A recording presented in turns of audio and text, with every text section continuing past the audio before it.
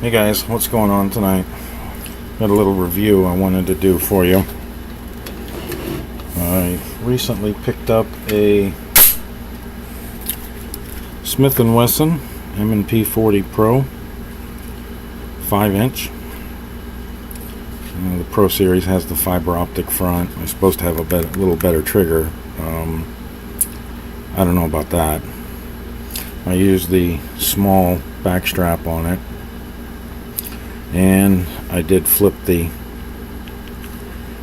mag release over to a left hand, as I am a lefty, which is going to be weird getting used to because I've always shot Glocks and 1911s and para-ordnance, and they were always on the left side of the gun.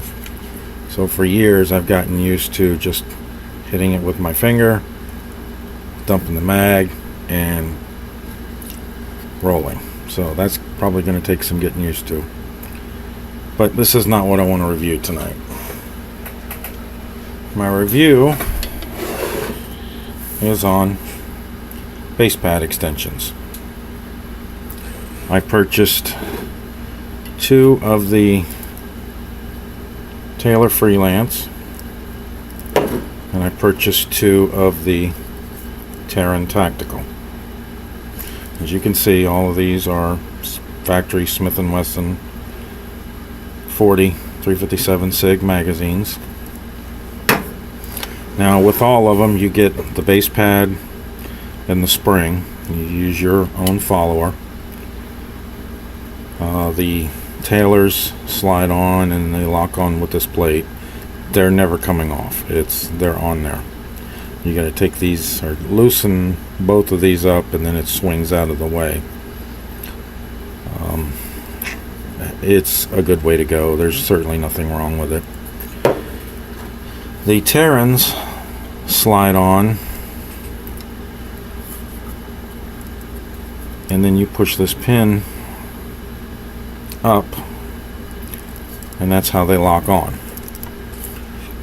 Now, from dropping the mags, quick reloads and such, I could see that pin maybe working its way down, but they do have a set screw in them. I have not tried it yet, but because the tension is pretty good, but I guess you could tighten it up or even possibly lock them down if you wanted to. So the Taylors first. Like I said, you get the base pad, you spring, you have to use your own follower. I put them together, started loading it up. I got to 15, these are factory 15 round mags. I got to 16, it was getting very tight. 17, I couldn't go any further. So I took it apart, looked at it, everything looked good. The spring was collapsing properly, wasn't binding. So I got on the internet and I found Taylor's video where he shows you have to modify the follower a little bit. What you have to do is the back side of the follower, you just got to take a file and file the sides down at a little bit of an angle and then across the back to kind of roll it in on both sides in the back. So I did that. I put it together. That allowed me to get to 18. Still wouldn't go any further.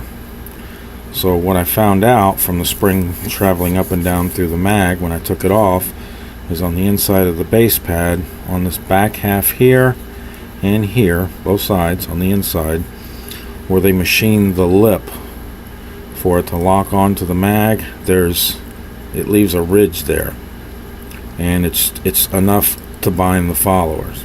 So I sit here with a file, filing both of them, filing it, trying it, filing it, trying it. Finally got to where I could get 20 rounds in it. Well, these are 40 caliber. These are 135 grain Nosler 40s. These are hot loads. These are my reloads I made for a race gun that I had compensated to make the comp work. But as you can see, there's 19 in there, and to get this 20th one in is next to impossible. You gotta use a mag, and even still at that point Now,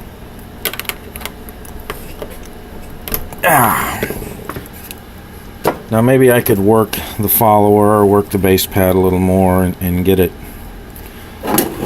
better, but I didn't buy 80% mag bases. I should have just been able to put these on and it worked. I've put mag bases on extensions on my Glocks, my Para, my Witness. I've used Dawson's, I've used Arredondos, I've used all the other brands out there. I've never had any of these issues. Now I know the guy at Taylor watched his video. He says he would rather you have problems getting the bullets into the mag instead of getting them out. I agree with that, but I think they could have been fit a little better. That being said, they're on. They're not going anyplace unless somebody wants to buy them, and then I'll buy me some more Tarans. Now the Tarans also come with the base pad and the spring. You use your own follower. They're I think they're a plus 10% spring. Same with the Taylors. Now these slide on, and then you just push this pin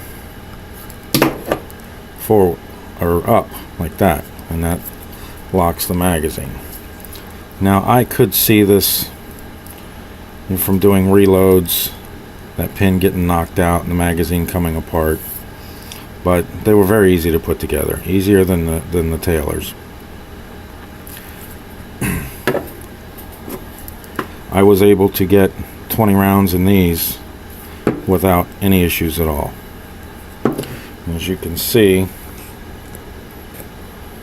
it's not real tight. With the Taylors, very tight. Now, the problem I see with that is if you're trying to do a reload in between strings, you've got one chambered, you've got a round chambered, and you're doing a reload. These Taylors, you really got to bang them to get them in there, and that's putting a lot of stress, I would imagine, on this mag release. Now if you had the chamber open, it's not so bad. They pop right up in there.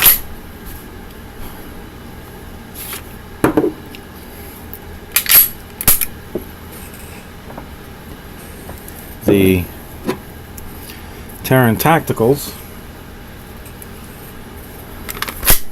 go right in first try, no problem at all. There's 20 rounds in there and the slide is closed. Very easy. So the Tarans are a couple of bucks more. I don't recall that there was a big difference. The way the Taylors lock up on the magazine is very positive.